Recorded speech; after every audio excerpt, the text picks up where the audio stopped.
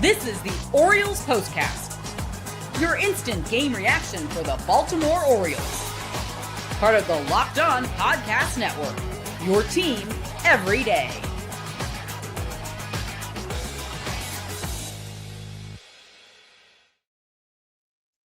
It never comes easy, does it? The Orioles cruising against the best team in baseball. The best team coming off a 9-game win streak, Tampa Bay Rays. 6-2 lead in the ninth inning comes down to the tying run in scoring position. And they pull it out on this Friday night. 6-5 the final score as the Orioles improve to 4 games under 500 and 11-18 in one-run games. I'm Luke Slaybaugh, Orioles Postcast, post-game show here on Locked On Orioles. Going up against a team that is 28 games over 500. Perfect road trip on the West Coast, 9-game win streak. And the Orioles coming into tonight tied for last place in the division, only 2 games behind Detroit for that final wildcard spot. With the Tigers losing and the Orioles winning, they're temporarily a game out. If the Rangers win, since they got a late start on the West Coast, it'll be 1.5 back. That is if Texas wins. The Orioles, though, have scored 5 runs at least in their last 5 games. So at least 5 runs. And they do battle against 6 Tampa Bay relievers. Tampa goes with the opener, and Steven Matz works out for them, even though he pitches a laborious 21 pitches. And the O's, speaking of number 5, a certain 5-hole hitter becomes our player of the game. This is the Locked On Player of the Game. Gunnar Henderson is back. Had that game a couple nights ago, Tuesday, I believe it was, in Minnesota, where he went 3 for 5 with a home run. Guy's got his groove back. And who knew? Who among us in the chat, live on YouTube or shouting from wherever you listen to your podcast, who'd have thought that a change in the lineup, perhaps dropping him down to the 5-hole, would be doing him and the Orioles a service? See what it does, and I hate to mansplain this to you, it adds some length to the lineup, right? The O's do some unconventional things with the lineup tonight. And yes, while Gunnar was taking his walks and was not chasing as much, you give the opportunity to some hotter hitters. Give Jackson Holliday a chance near the top of the lineup. You let Kobe Mayo hit in the top of the lineup. Tyler O'Neill, of course, in that cleanup spot. So Gunnar Henderson in this spot makes sense in a run-driving spot, because Gunnar's got the second highest OPS against the Rays among active players with at least 175 plate appearances, Mike Trout being number 1. 4 for 4 night, second such performance this season for Gunnar, and his 6th of his young career. Starting in the top of the second, the O's get a leadoff walk from Tyler O'Neill against right-hander Jesse Schultens. O'Neill, 8 pitches. 1 of 2 walks for him tonight.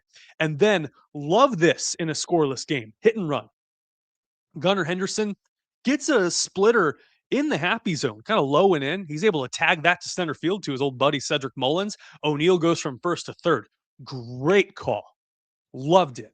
And Christian Encarnacion Strand able to punch in a sacrifice fly going opposite field on the 2-seamer. You saw O'Neill kind of booking it the final 20 feet. He didn't slide into home plate. The throw from Victor Meza was on the line. It was pretty close, but he made it work. We saw some contemplative, thoughtful at-bats from the Orioles early in this game.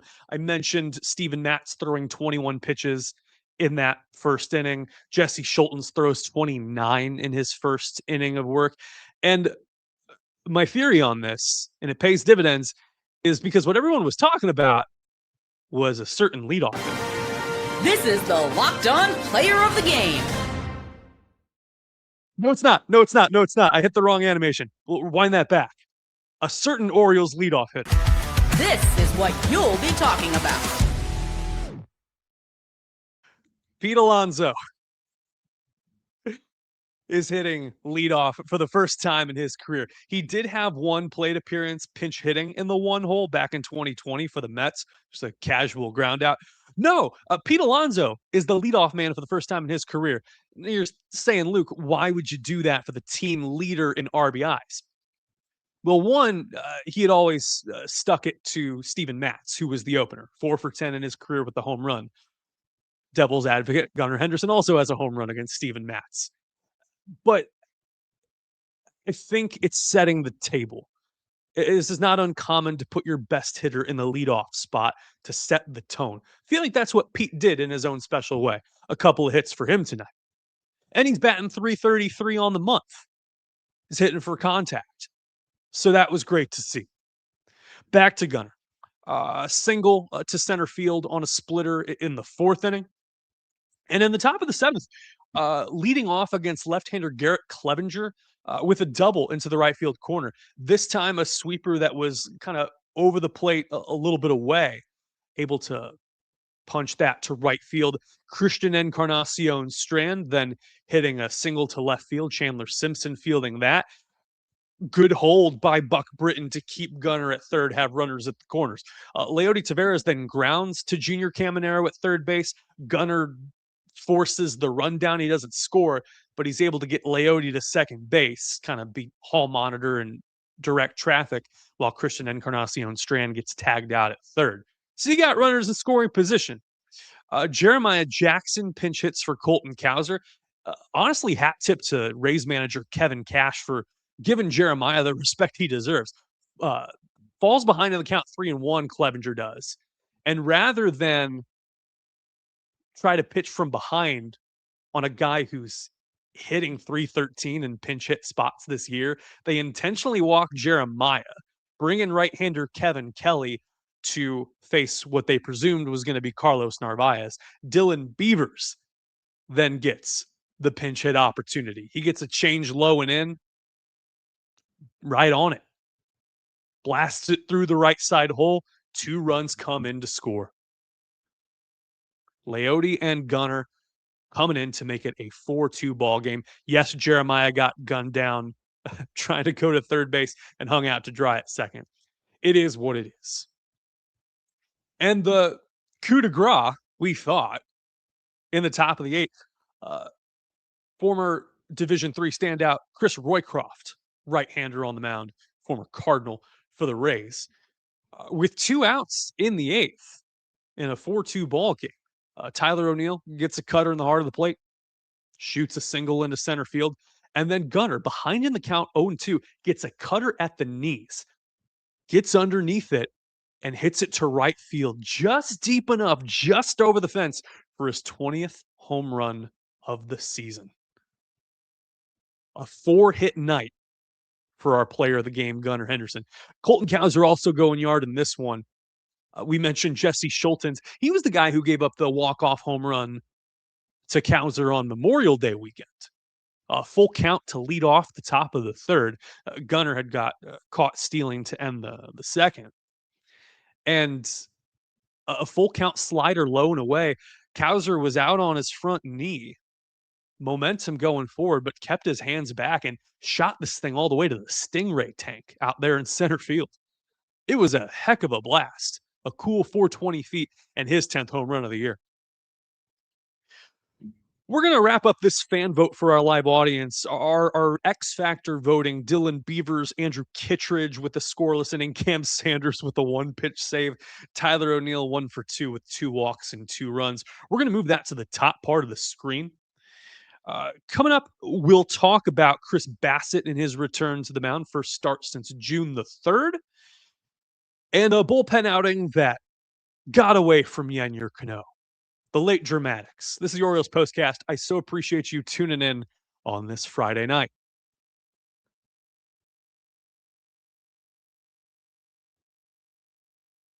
Real quick, going to talk to you about your liver because it is important. One might say one of the most important organs in your body. Got 500 functions involved in things like energy production, digestion, fat metabolism. We've been doing a lot of that over here in our downtime. A lot of work behind the scenes. And that's why giving your liver daily support can be an important part of building healthy habits. Dose for your liver is a clinically backed liver health supplement designed to support liver function. Unlike another capsule or powder, Dose comes as a liquid 2-ounce daily shot that tastes like fresh squeezed orange juice. Zero sugar, zero junk, zero calories. Probably best to do it first thing in the morning. Go to the gym, maybe get some coffee, do your routine, do your yoga, walk the dog, get some Dose. Do it and move on. If you're ready to give your liver the support it deserves, head to dose.co/lockedonmlb or enter Locked On MLB to get 35% off your first subscription. Your body does so much for you. Let's do something for it. That's dosedilY.co/lockedonmlb for 35% off your first month subscription. One for the fine folks over at Stance. They're the official sock partner of Major League Baseball. We got something called the Everyday Icon. Greatness isn't built in a single moment. That's what Stance says. You got consistency, prep, and showing up every day. And so every time the O's play, we're going to recognize an everyday icon. We talk about Gunnar Henderson. The effort's never been in question. The passion has always been there. It's been frustrating. A guy who's couple years removed from a 37 home run season to try to get his swagger back. And he has. 3-hit performance the other night at Minnesota, 4 for 4 tonight. And an icon, no doubt. Everyday Icon is presented by Stance. Check out the Icon collection from Stance. Premium comfort, performance, and durability designed for whatever your day brings. Use promo code Locked On at checkout for 20% off your purchase. Stance, the official sock partner of Major League Baseball. Learn more at stance.com. Been a minute since we heard from Game Time. What's Game Time been up to? Go to an Orioles game. We got some O's Twitter people over at the Trop tonight. Sounds like a good time. Only problem is getting tickets can be a hassle. Long queues, surprise fees, prices jumping at checkout. And then there's Game Time. Gives you an advantage with something called the Game Time Guarantee. 100% authentic tickets delivered on time at the best possible price. And the best part is fees are included in the price you see. What you see is what you pay.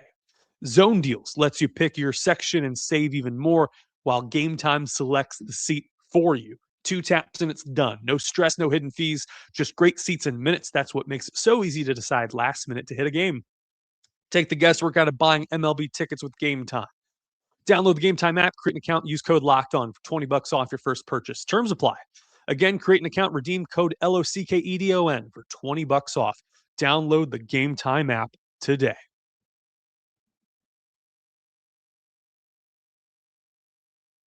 It's time to reveal who made the biggest under-the-radar impact with today's X Factor.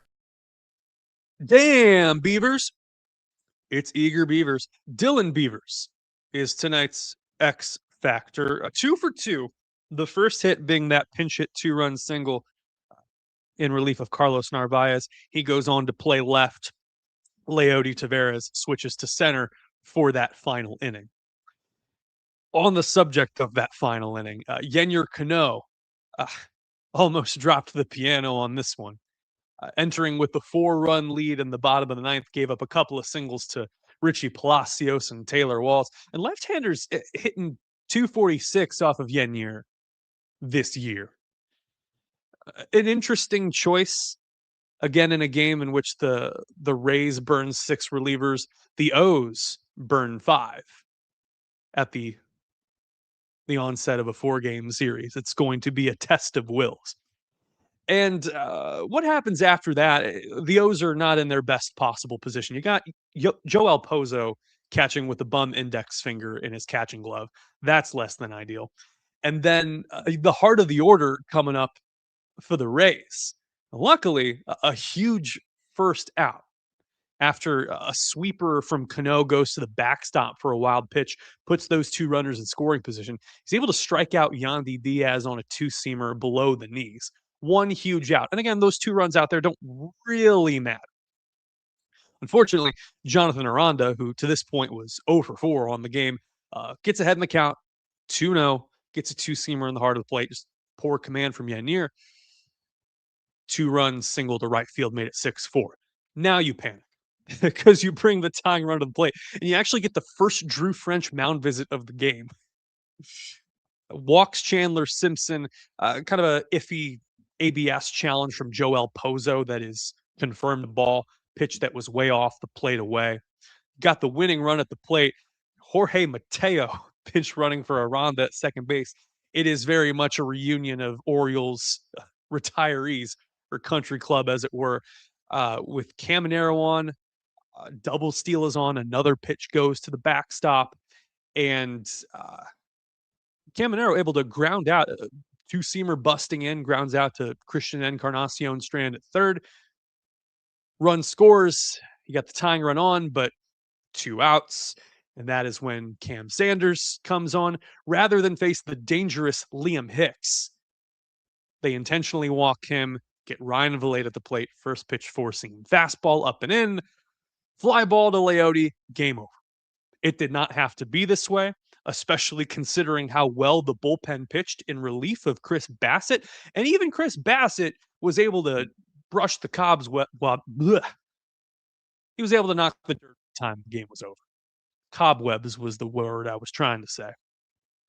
Josh Walker getting out of that 6th inning, getting the first win of the season for him with 2/3 of an inning and a strikeout. Andrew Kittredge is one of our X Factor choices with a scoreless 7th inning. Rico Garcia able to get in and out fairly quickly as well. Chris Bassitt would have loved to touch on him a bit more.